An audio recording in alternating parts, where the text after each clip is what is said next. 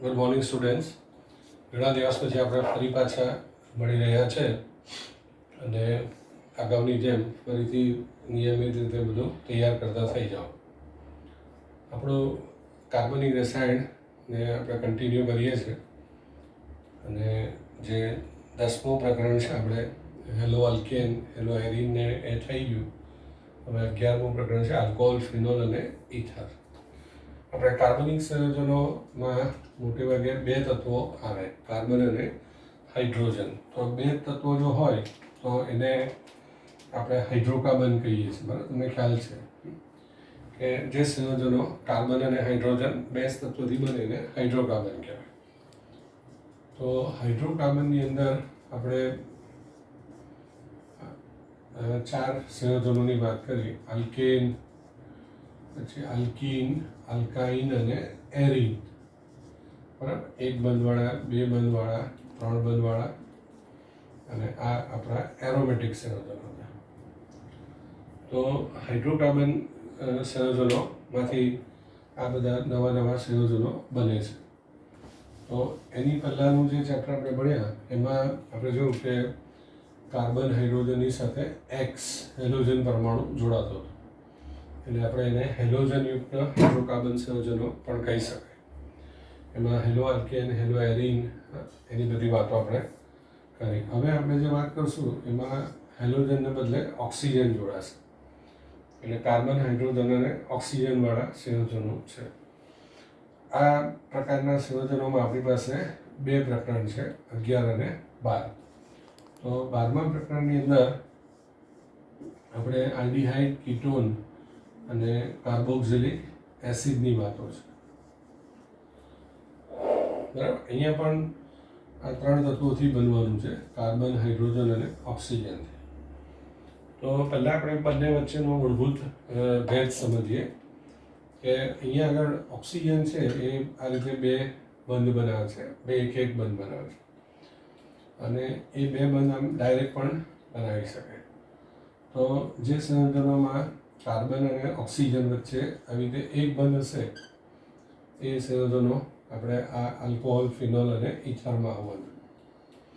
અને આ જે આલ્ડીહાઇડ, કીટોન અને એ બધા જે સંયોજનો છે એમાં કાર્બન અને ઓક્સિજન વચ્ચે હંમેશા દ્વિબંધ હશે. બરાબર, તમે દેખાય કે ન દેખાય તમારે સમજી જવાનું કે એમાં દ્વિબંધ છે જ. બરાબર, આ રીતે CH આપણે લખીએ તો અહીંયા દેખાતું નથી, પણ અહીંયા એક બંધ બાકી રાખ્યો છે એટલે આ બાજુ 3 બંધ બનેલા છે અને H તો હંમેશા એક જ બંધ બનાવે, એટલે આ અને O વચ્ચે દ્વિબંધ છે. તો આ 3 સંયોજનો છે એમાં કાર્બન, ઓક્સિજન વચ્ચે દ્વિબંધ બનેલા છે. એટલે તમને ખ્યાલ હશે કે આ કાર્બન છે એમાં sp2 સંકરણ થશે અને અહીંયા બધામાં એક બંધ આવવાનું, એટલે અહીંયા આગળ sp3 સંકરણ હશે. બરાબર, આ 2 મેઇન તફાવત થયો. બરાબર, બીજું બધા એક બંધ છે એટલે એને સંતૃપ્ત સંયોજનો કહેવાશે અને આ બધા જે છે દ્વિબંધવાળા છે એટલે એને અસંતૃપ્ત સંયોજનો. તો સંતૃપ્ત સંયોજનો છે એ સામાન્ય રીતે વિસ્થાપન અને વિલોપન જેવી પ્રક્રિયાઓ આપે, જ્યારે આ અસંતૃપ્ત સંયોજનો છે એ મોટે ભાગે યોગશીલ પ્રક્રિયાઓ આપશે. બરાબર, તો આ 2 લેસન આપણે ભણીશું. એમાં આ 2 પાયાનો ભેદ તમારે ધ્યાન રાખવાનો છે કે O જે કાર્બન સાથે જોડાયેલો હોય એ કાર્બનનું sp3 સંકરણ હશે આલ્કોહોલમાં અને ઇથરમાં. ફિનોલમાં એ અલગ વાત છે, પણ O એટલે O અને C એ 2 વચ્ચે હંમેશા એક બંધ હશે, એટલી વાત પાકી તમારે સમજવાની. બરાબર, તો આ 3 સંયોજનો કાર્બન, હાઇડ્રોજન, ઓક્સિજનવાળા આલ્કોહોલ, ફિનોલ, ઇથર, આ 3 સંયોજનો જે 12મા પ્રકરણમાં આપણે ભણ્યું આલ્ડીહાઇડ, કીટોન અને કાર્બોક્સિલિક એસિડ. તો આપણે વાત કરીએ આ આલ્કોહોલ, ફિનોલ અને ઇથરની. એટલે આપણે આલ્કોહોલથી શરૂ કરીએ. તો આલ્કોહોલ એટલે OH સમૂહવાળા જે પદાર્થો હોય તે. હવે સૌથી પહેલાં આપણે વર્ગીકરણનો અભ્યાસ કરીશું. તો જો તમને હેલો આલ્કેન એટલે આગળનું જે લેસન છે એનું જો વર્ગીકરણ તમને યાદ હોય તો આમાં તમારે એક જ મિનિટમાં બધું વર્ગીકરણ થઈ જવાનું છે તમારો. તો જ્યાં જ્યાં તમે હેલો આલ્કેનમાં એક્સ મૂકેલો છે ત્યાં તમારે OH કરી દેવાનું છે, બરાબર. તો એમાં આપણે કેટલાક આલ્કોહોલ સંયોજનો એવા જોઈશું કે જેમાં એક જ OH હશે. હા, તો એને આપણે મોનોહાઇડ્રિક આલ્કોહોલ કહીશું. મોટાભાગના જે રસાયણોનો આપણે અભ્યાસ કરવાનો છે તે મોનોહાઇડ્રિક છે, એટલે કે એક OH સમૂહવાળા છે. પછી દાખલા તરીકે આ મિથેનોલ છે, ઇથેનોલ છે, પ્રોપેનોલ છે. આ બધા જ આલ્કોહોલ જે કંઈ આપણે અહીંયા આ પ્રકરણમાં ભણીશું એ બધા મોનોહાઇડ્રિક આલ્કોહોલ છે. આવી રીતે એક જ OH સમૂહવાળા સંયોજનો છે, બરાબર. તો પહેલામાં પણ આપણે જોયું કે એક એક્સ હોય તો એ રીતે આપણે મોનોહેલો આલ્કેન્સ એવું નામ આપેલું. પછી એમાં પણ આપણે ડાયહેલો આલ્કેન્સ જોયેલા કે આ રીતે બે એક્સ સાથે જોડાયેલા હતા, બરાબર. એવી રીતે અહીંયા એક્સને બદલે બે OH મૂકી દેવાનું, એટલે આને આપણે ડાયહાઇડ્રિક આલ્કોહોલ કહીશું. બે OH વાળા આલ્કોહોલ, બરાબર. અને આપણે એનું નામ આપવું હોય તો ઇથેન 1,2 ડાયોલ, અથવા બે OH બાજુ બાજુમાં હોય તો એને ગ્લાયકોલ પણ કહેવાય, એટલે એને ઇથિલિન ગ્લાયકોલ આપણે કહીશું. એવી રીતે આને આપણે કહીશું પ્રોપિલિન ગ્લાયકોલ, બરાબર. 3 કાર્બન છે એટલે પ્રોપિલિન ગ્લાયકોલ. ગ્લાયકોલ તો રહેવાનું છે. અથવા તો IUPAC નામ હોય તો પ્રોપેન 1,2 ડાયોલ, બરાબર. 3 કાર્બન છે, પ્રોપેન 1,2 ડાયોલ. તો આ બંને જે OH સમૂહવાળા સંયોજનો છે એ બંને ડાયહાઇડ્રિક આલ્કોહોલ છે. એવી રીતે આ 3 OH આવશે આમ. હા, તો એને આપણે કહીશું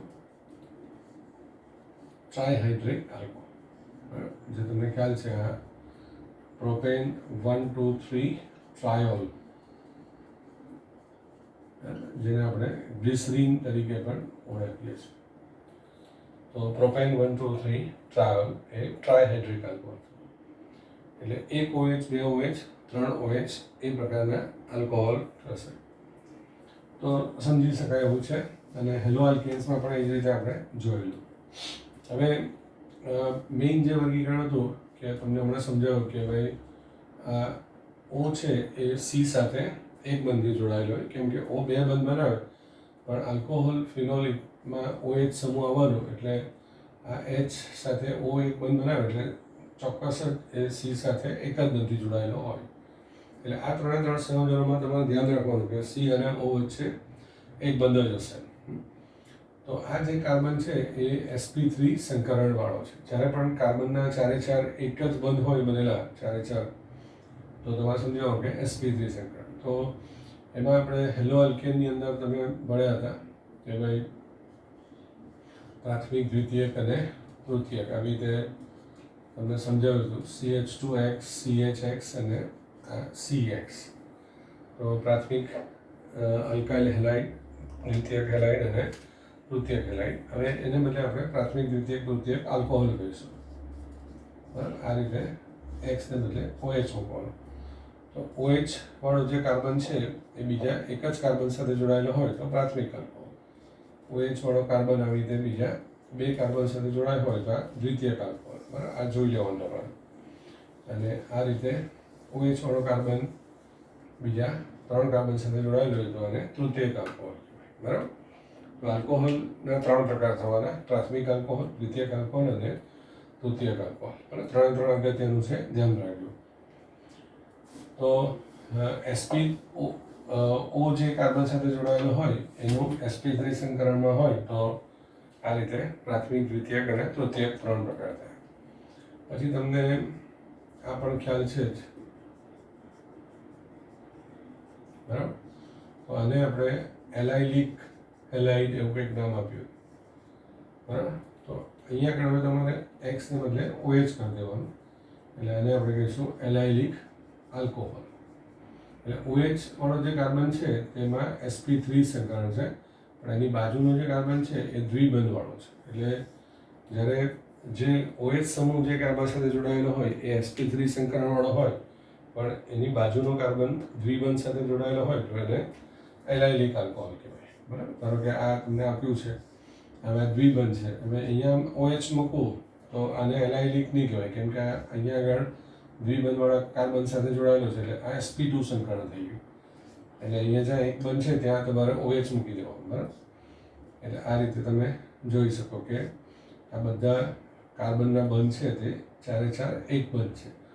એટલે આ કાર્બન sp3 સંકળાવાળો છે, પણ બાજુનું જે કાર્બન છે તે દ્વિબંધ સાથે જોડાયેલો, તો એને કહેવાય એલાઇલિક આલ્કોહોલ કહેવાય. બરાબર, તો આ એલાઇલિક આલ્કોહોલ અને એ બધું MCQમાં તમને પૂછી શકાય. એવી રીતે આપણે જોયેલું કે આ આપણું ટોલ્યુઇન છે. બરાબર, હવે એની અંદરથી H કાઢીને આપણે OH મૂકી દઈશું. તો આ OH વાળો જે કાર્બન છે એની સાથે બધા એક એક જ બંધ છે, એટલે અહીંયા આગળ sp3 સંકળાય છે. પણ એ OH વાળો કાર્બન છે એ બેન્ઝીનના કાર્બન સાથે ડાયરેક્ટ જોડાયેલો હોય, તો એવો જે આલ્કોહોલ હોય એને બેન્ઝાઇલિક આલ્કોહોલ કહેવામાં આવે. બરાબર, તો OH વાળો કાર્બન sp3 સંકરણવાળો હોય, પણ એ જે કાર્બન સાથે જોડાયેલો હોય એરોમેટિક કેન્દ્ર સાથે બેન્ઝીન કાર્બન સાથે જોડાયેલો હોય તો એને આપણે બેન્ઝાઇલિક કહીશું. બરાબર, આવી રીતે આવું કંઈક બીજા સમૂહ જોડીને પણ તમને આપી શકાય. બરાબર, આ પણ બેન્ઝાઇલિક આલ્કોહોલ છે. બરાબર, એવી રીતે ધારો કે અહીંયા તમે આવું કરી દો તો પણ તમારે જો શું કરવાનું છે, આગળ પહેલે દિવસે તમને કાર્બનિક રસાયણ શરૂ કર્યું ત્યારે કીધેલું કે પક્ષીની આંખ, એટલે અર્જુનને જેમ પેલો બાણ વિધવા માટે કીધેલું એમ પક્ષીની આંખ જ દેખાય તેમ હંમેશા કાર્બનિક રસાયણ ભણીએ એટલે ફંક્શનલ ગ્રુપ, ક્રિયાશીલ સમૂહ જ જોવાનું, બીજું આજુબાજુ જોવાનું જ નહીં. આ બધા બેન્ઝાઇલિક આલ્કોહોલ છે. આ બહુ એટલા બધા અગત્યના નથી, પણ પરીક્ષામાં કોઈક વાર MCQમાં એમાં પૂછી શકાય કે આપેલા આલ્કોહોલ એલાઇલિક, બેન્ઝાઇલિક, પ્રાથમિક, દ્વિતીયક, તૃતીયક કયા પ્રકારનો છે સમજાવો. હમણાં જે મેં તમને એલાઇલિક આલ્કોહોલ બતાવ્યા, બેન્ઝાઇલિક આલ્કોહોલ આવ્યા, તો આ બેન્ઝાઇલિક આલ્કોહોલ છે પણ એ પ્રાથમિક પ્રકારનો છે. પણ અહીંયા OH સાથે CH2 છે એટલે પ્રાથમિક છે. પણ ધારો કે હું અહીંયા એક H કાઢીને આવું મૂકી દઉં તો આ પછી આ દ્વિતીયક બેન્ઝાઇલિક આલ્કોહોલ થઈ ગયું. બરાબર, અને અહીંયા આગળ આમ બીજું આમ કરી દઉં તો આ તૃતીયક બેન્ઝાઇલિક આલ્કોહોલ. બરાબર, OH જે કાર્બન સાથે જોડાયેલો એ બીજા 3 કાર્બન સાથે જોડાયેલો, તો એને તૃતીયક આલ્કોહોલ કહેવાય. તો બેન્ઝાઇલિકમાં પણ આવું પૂછી શકાય તમને. તો આ થઈ આપણી આલ્કોહોલની વાતો. બરાબર, એટલે આલ્કોહોલ ટૂંકમાં તમને સમજ પડી ગઈ કે OH સમૂહવાળા જે સંયોજનો હોય એને આલ્કોહોલ કહેવાય. એવી રીતે OH સમૂહ વાળા જે સંયોજનો છે એમાં ફિનોલ પણ આવે, પણ ફિનોલમાં મુખ્ય ભેદ શું છે કે OH સમૂહ જે હોય એ બેન્ઝીનના કાર્બન સાથે ડાયરેક્ટ જોડાયેલો હોય. એટલે આલ્કોહોલમાં જે OH વાળો કાર્બન છે એ sp3 સંકરણવાળો હોય, ત્યારે અહીંયા જે છે એ sp2 સંકરણવાળો છે, કેમ કે આપણે ખબર છે કે અહીંયા ઘણા રીતે દ્વિબંધ આવેલા હોય છે. તો આ થયું આલ્કોહોલ અને ફિનોલ વચ્ચેનો મુખ્ય તફાવત. બરાબર, એ OH સમૂહ બેન્ઝીન ચક્ર સાથે ડાયરેક્ટ જોડાયેલો હોવો જોઈએ. તો આ મેઇન રસાયણ છે જેને આપણે ફિનોલ અથવા તો એને હાઇડ્રોક્સી બેન્ઝીન પણ આપણે કહી શકાય. તો ફિનોલ અથવા હાઇડ્રોક્સી બેન્ઝીન. આવી રીતે બરાબર, આ જે છે એને ઓર્થોક્રેસોલ કહેવાય. તમને ખ્યાલ છે કે વખતે 11માં બતાવ્યું હતું. હા, તો OH અને CH3 હોય તો ક્રેસોલ કહેવાય. એને આપણે 2-મિથાઇલ ફિનોલ પણ કહી શકાય. બરાબર, આ ફિનોલ છે અને 2 નંબર પર મિથાઇલ છે. એવી રીતે આ અહીંયા આગળ આપણે મૂકી દઈશું આમ. હા, તો OH થી પછી આ ત્રીજો કાર્બન થયો એટલે 2-મિથાઇલને બદલે એને 3-મિથાઇલ ફિનોલ કહીશું આપણે, અને મેટાક્રેસોલ કહેવાય. આલ્કોહોલની જેમ જ અહીંયા પણ મોનોહાઇડ્રેટ, ડાયહાઇડ્રેટ એવા આવી શકે. આ બધા જે છે એ મોનોહાઇડ્રિક ફિનોલ છે. આ પેરાક્રેસોલ કહેવાય. તમને ખ્યાલ છે કે બધું ઓર્થોક્રેસોલ, મેટાક્રેસોલ અને પેરાક્રેસોલ, તો એને 4-મિથાઇલ ફિનોલ કહેવામાં. આ બધાની અંદર જો સામાન્ય સૂત્ર આપણે લખીએ તો બધાનું સામાન્ય સૂત્ર સરખું છે, C7H8O, બરાબર. જે આ રીતે 6 કાર્બન થવાના અને આ 7મો કાર્બન. પછી જ્યાં આગળ તમારો સમૂહ જોડાય ત્યાંથી H નીકળી જાય એટલે અહીંયા ને અહીંયા બે જગ્યા પર H નહીં બતાવવાનું. એટલે 1 2 3 4 3 7 અને 8 અને એક ઓક્સિજન, બરાબર. એટલે C7H8O. પરીક્ષામાં એવું પણ પૂછી શકાય કે C7H8O સૂત્રવાળા પદાર્થોના નામ લખો કે એના સૂત્ર લખો. હવે તમારે એટલું ધ્યાન રાખવાનું કે જ્યારે કાર્બન હાઇડ્રોજનનું પ્રમાણ સરખું હોય તો સમજી આવવાનું કે એ એરોમેટિક સંયોજન છે, બરાબર. ધારો કે કાર્બન કરતાં હાઇડ્રોજન ડબલ હોય ને એવું હોય તો તે ખુલ્લી શૃંખલાવાળા સંયોજનો હોય એવું સમજી લેવાનું. જ્યારે આવા ચક્રીય સંયોજનો હોય તો આ પ્રમાણો પરથી તમને ખ્યાલ આવી જવો જોઈએ. એવી રીતે ફિનોલમાં આપણે ડાયહાઇડ્રિક ફિનોલ પણ આવે, બરાબર. 2 OH આવી રીતે જોડાયેલા હોય તો એને ડાયહાઇડ્રિક આલ્કોહોલ કહેવાય, ડાયહાઇડ્રિક ફિનોલ કહેવાય, બરાબર. OH સમૂહ ડાયરેક્ટ જોડાયેલો હોવો જોઈએ બેન્ઝીન એટલે ફિનોલ કહેવાય. ફિનોલ એક આખું સંયોજનનો પ્રકાર છે અને ફિનોલ પોતે એનો એક સભ્ય છે. આ બધા પણ ફિનોલ જ કહેવાય. રેસોલ એ બધા ફિનોલ કહેવાય. અને તમારે નામ આપવું હોય તો બેન્ઝીન 1,2-ડાયોલ કહેવાય. તમને ખ્યાલ હશે એનું 11માં નામ આપ્યું ત્યારે કેટેકોલ કહેવાય. એવી રીતે આ બેન્ઝીન 1,3-ડાયોલ થશે અને રિસોર્સિનોલ કહેવાય, બરાબર. આપણે નામ યાદ રાખવું પડે, એનો કોઈ ઉપાય નથી વિડીયો, બરાબર. તો એ રીતે યાદ રાખવાનું કે કેટેકોલ, રિસોર્સિનોલ અને આપણે ક્વિનોલ કહીશું. ક્વિનોલ અથવા એને બેન્ઝીન 1,4-ડાયોલ.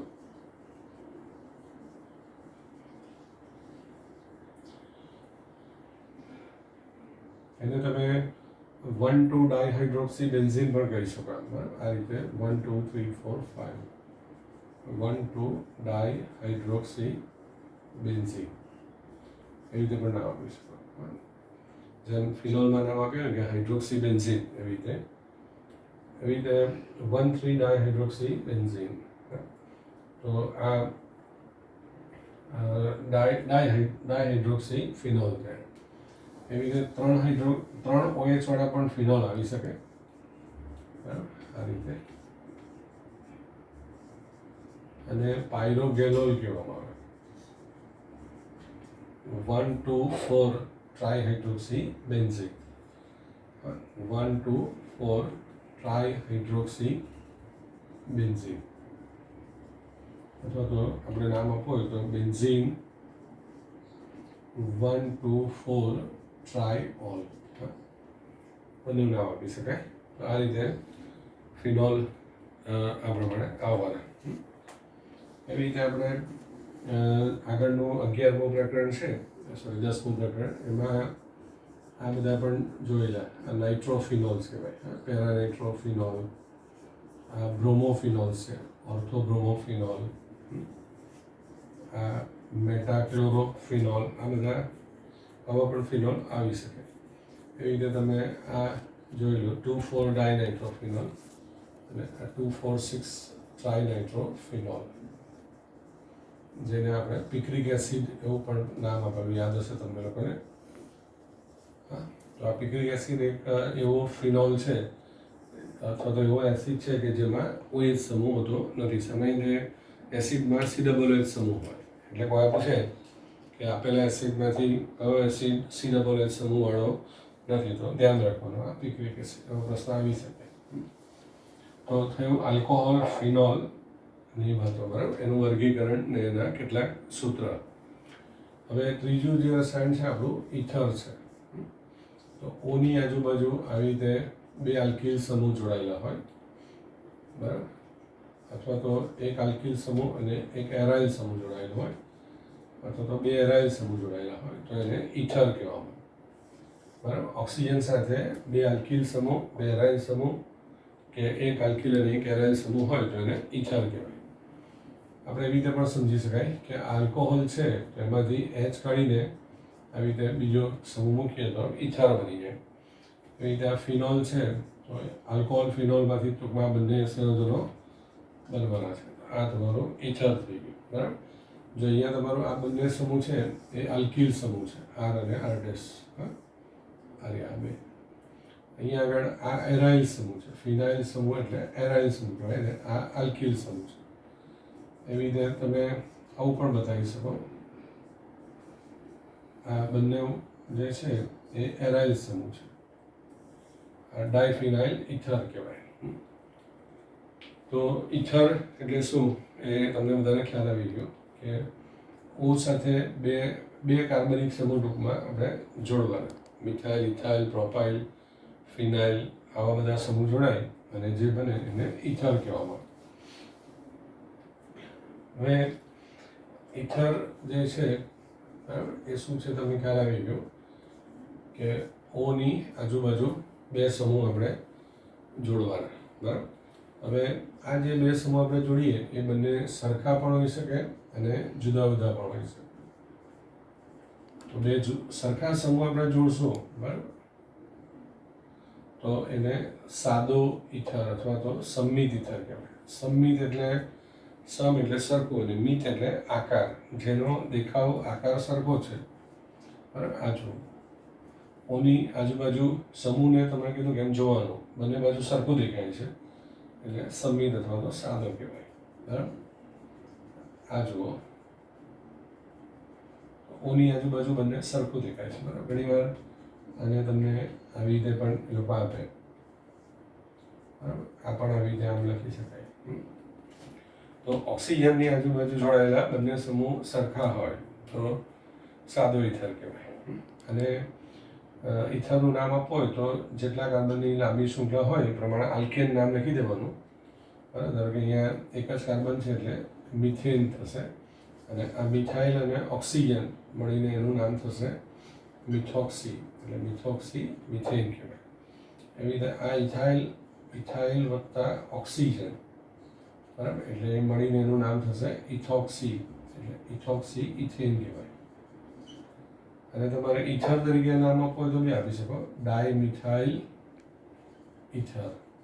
એવી રીતે આને તમે ઇથોક્સી ઇથેનને ડાયઇથાઇલ ઇથર પણ કહી શકો, બરાબર.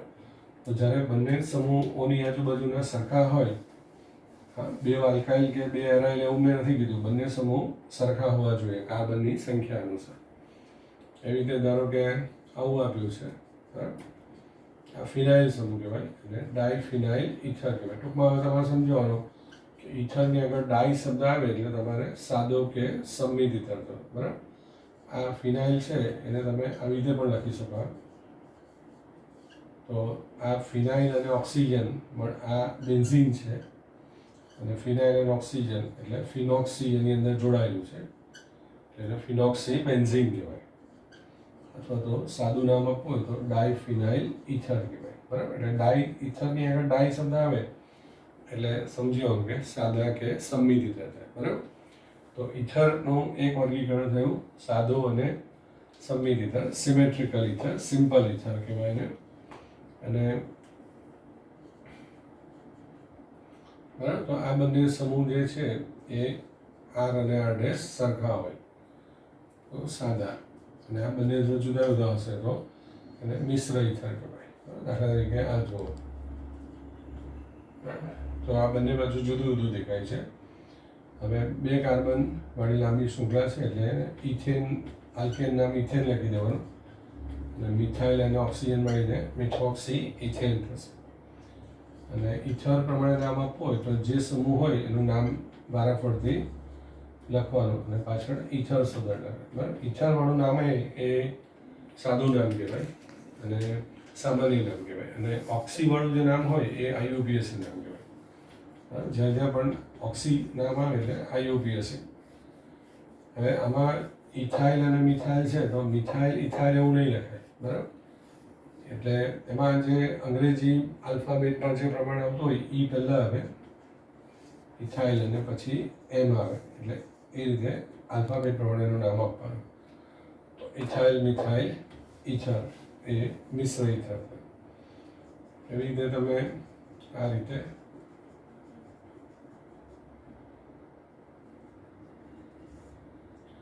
બરાબર. આ ઇથાઇલ સમૂહ છે ને પ્રોપાઇલ સમૂહ છે, એટલે ઇથાઇલ પ્રોપાઇલ ઇથર આ એનું સામાન્ય નામ થયું. IUPAC નામ આપવું હોય તો 3 કાર્બન પ્રમાણે આલ્કેન નામ પ્રોપેન થાય, અને ઇથાઇલ અને ઓક્સિજન એને ઇથોક્સી કહેવાય. હા, તો ઇથોક્સી પ્રોપેન, બરાબર, ઇથાઇલ પ્રોપાઇલ ઇથર એ મિશ્ર ઇથર થયું. હવે આપણે જે આવી રીતે આલ્કાઇલ સમૂહ મૂકેલા હોય તો એને આલ્કાઇલ ઇથર કહેવાય, અને એરાઇલ સમૂહ હોય તો એને એરાઇલ ઇથર કહેવાય. એટલે જે આપણે ડાયફિનાઇલ ઇથર લખ્યું આગળ એ એરાઇલ ઇથર કહેવાય. આ રીતે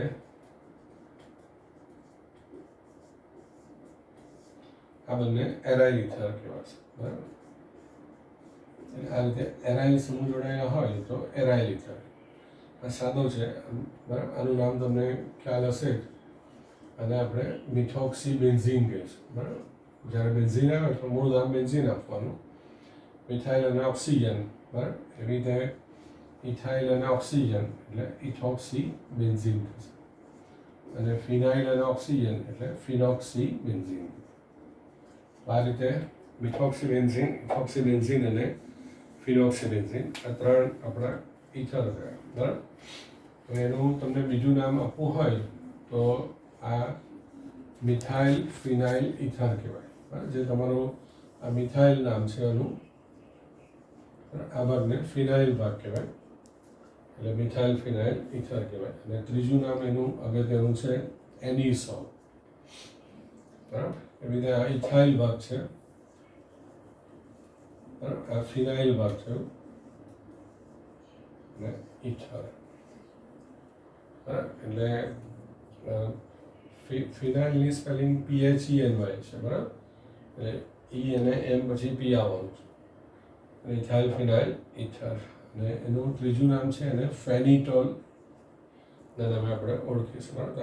આ બંને સૂત્ર કરવાના, એનિસોલ અને ફેનિટોલ. અને એનું તમને નામ આપ્યું ડાયફિનાઇલ ઇથર કહેવાય. તો આ બધા એરાઇલ ઇથર કહેવાય. બરાબર.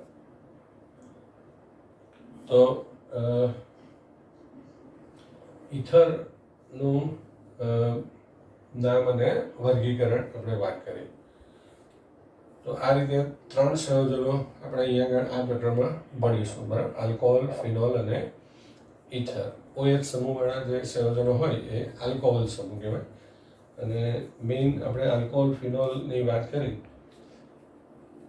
એમાં તમને બતાવ્યું કે OH જે કાર્બન સાથે જોડાયેલો હોય એ sp3 સંકરણવાળો હોવો જોઈએ, અને OH જે કાર્બન સાથે જોડાયેલો હોય એ sp2 સંકરણવાળો હોય તો ફિનોલ કહેવાય. હવે ફિનોલ જે છે એ ચામડી ઉપર બળતરા ઉત્પન્ન કરે. ફિનોલનો ઉપયોગ કરતી વખતે આપણે ધ્યાન રાખવું પડે. જ્યારે આલ્કોહોલ છે એ પ્રકારની અસર ધરાવતું નથી. ફિનોલ વિશે આપણે અહીંયા ભણીશું અને બહુ જ અગત્યનું છે. પણ નેક્સ્ટ ટાઈમ આપણે જ્યારે હું તમને હવે એના આ જે વર્ગીકરણ આપણે કર્યું 3 એનું તમને નામ ને સૂત્ર ને બધું મોકલીશ. એ તમે તમારી રીતે એને નોટ કરી દેજો, અને પછી એકવાર નામ સૂત્ર ને બધું બરાબર થાય પછી તમને વધારે સારું તમે ભણી શકો. હા, એટલે તમને ઇથેનોલ મિથેનોલનું સૂત્ર લખતા નહીં આવડે તો પછી કાંઈ થાય નહીં. એટલે ઇથેનોલ, મિથેનોલ, પ્રાથમિક કોણ છે, દ્વિતીયક કોણ છે, તૃતીયક કોણ છે, આ બધું આપણે સમજવાનું, તો જ એ બધું થશે. બરાબર. એવી રીતે આ 3 કાર્બનવાળા આલ્કોહોલ મેં લખ્યા છે. બરાબર. આ ઉપરનો જે છે એ પ્રાથમિક આલ્કોહોલ છે, પ્રોપેન 1 ઓલ છે, અને આ પ્રોપેન 2 ઓલ છે. બરાબર. અને આઇસોપ્રોપાઇલ સમૂહ પણ કહેવાય, એટલે આઇસોપ્રોપાઇલ આલ્કોહોલ કહેવાય. આ એન પ્રોપાઇલ આલ્કોહોલ કહેવાય. બરાબર. એવી રીતે 4 કાર્બનવાળું હોય તો આ બ્યુટેન 1 ઓલ કહેવાય, અને આ બ્યુટેન 2 ઓલ કહેવાય. આ પ્રાથમિક છે અને દ્વિતીયક છે, તો આને એન બ્યુટાઇલ આલ્કોહોલ કહેવાય, અને દ્વિતીયક બ્યુટાઇલ આલ્કોહોલ. એવી રીતે આ રીતે 2 methyl propane 1 all, 2 methyl propane 1 all એને આઇસોબ્યુટાઇલ આલ્કોહોલ કહેવાય. એટલે નોર્મલ બ્યુટાઇલ આલ્કોહોલ અને આઇસોબ્યુટાઇલ આલ્કોહોલ બંને પ્રાથમિક આલ્કોહોલ છે. બરાબર. આ એન બ્યુટાઇલ આલ્કોહોલ કહેવાય. આ દ્વિતીયક બ્યુટાઇલ આલ્કોહોલ કહેવાય. OH વાળો કાર્બન દ્વિતીયક કાર્બન છે એટલે દ્વિતીયક બ્યુટાઇલ. 4 કાર્બન વાળો બ્યુટાઇલ કહેવાય. આ ત્રણ બ્યુટાઇલ કહેવાય. અને આ રીતે આ તૃતીયક બ્યુટાઇલ સમૂહ છે તૃતીયક બ્યુટાઇલ આલ્કોહોલ. તો આ 3 ધ્યાન રાખવાનું.